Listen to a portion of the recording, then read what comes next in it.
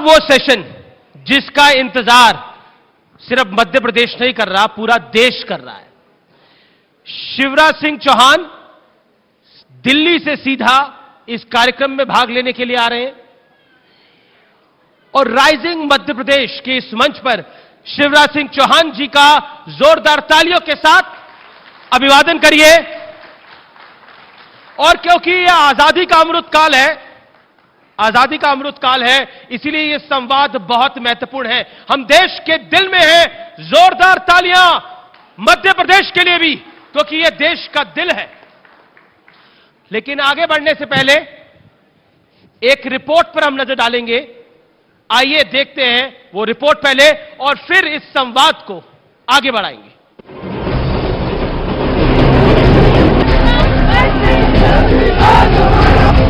शिवराज सिंह चौहान वो राजनेता जिन्होंने बदली राजनीति की तय परिभाषा कि सियासत हमेशा ही शहमात का खेल नहीं होती। ये जनता से जज्बात की मजबूत डोर भी है और सरोकार भी। चुनावी राजनीति का सबसे भरोसेमंद ब्रांड है शिवराज। बीजेपी का यकीन कि जिनका होना ही जीत की गारंटी मानी जाती है। एमपी में इस एक नाम के साथ बीजेपी ने रचे हैं कई इतिहास। सत्ता की हैट्रिक लगाई है। चौथी पारी में फिर विश्वास की मुहर शिवराज के ही नाम पर आई है। आसमान सी कामयाबी, लेकिन पांव वाले भैया के पैर उसी जमीन पर हैं। जहां मध्य प्रदेश का आम आदमी उम्मीदें लिए खड़ा होता है। एक ऐसा मुखिया जो परिवार की तरह रखता है अपने प्रदेश का ख्याल। संगठन के सपूत हैं शिवराज, जिनके लिए पार्टी की हर आज्ञा हमेशा सिर माथे रही है। बेशक चौथी पारी के शिवराज के अंदाज बदले हुए हैं। वो मिथक तोड़ते दिखाई देते हैं, हर दिन अपने फैसलों से चौंकाते नजर आते हैं। नौकरशाही पर लगाम, भ्रष्टाचारियों पर नकेल और अपनी कैबिनेट को यह संदेश भी कि समाज की अंतिम पंक्ति में खड़े व्यक्ति तक हो सरकार की चिंता का दायरा। राजनीति में शुद्धिकरण के पैरोकार तो शिवराज हमेशा से ही थे। अब सरकार की छवि को लेकर सख्त भी हैं और सतर्क भी। सज्जनों के लिए फूल से ज्यादा कोमल और दुर्जनों के लिए वज्र से ज्यादा कठोर। ये केवल शब्द नहीं है, चौथी पारी में शिवराज ने ये तेवर दिखाए भी हैं। मध्य प्रदेश में तरक्की की नई तस्वीर गढ़ रहे शिवराज भारतीय राजनीति में विकास पुरुष यूं ही नहीं कहे जाते।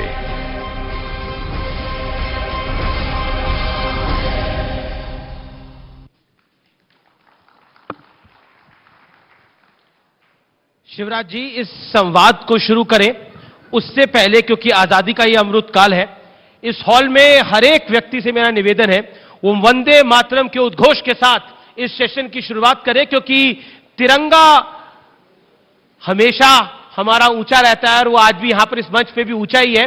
तो वंदे मातरम के उद्घोष के साथ इस सेशन की शुरुआत करते हैं। वंदे मातरम, वंदे मातरम। शिवराज जी, आजादी के इस अमृत काल के अंदर आज हम आपके साथ संवाद कर रहे हैं, तो पहला प्रश्न मन में यह आता है,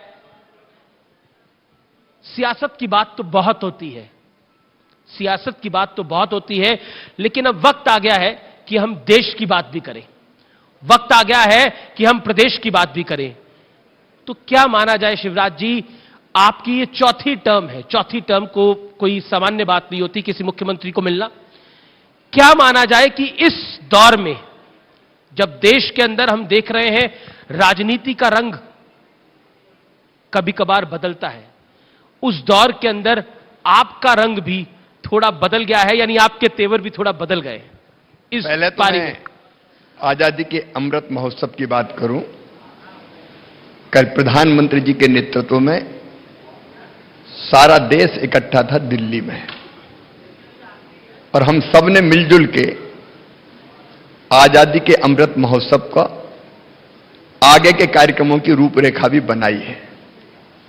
देखिए, नेता आते और जाते हैं जी, लेकिन देश सदैव रहने वाला है। और इसलिए इस बार जो अभियान, मैं आपके माध्यम से प्रदेश की जनता से निवेदन करना चाहूंगा हर घर तिरंगा अभियान प्रधानमंत्री जी ने आह्वान किया है। हम सब भी अपने घर पर 13 अगस्त से लेकर 15 अगस्त के बीच अपना प्रिय राष्ट्र ध्वज, झंडा ऊंचा रहे हमारा, विजयी विश्व तिरंगा प्यारा, इसकी शान न जाने पाए, चाहे जान भले ही जाए, ये उद्घोष करते हुए तिरंगा जरूर फहराएं।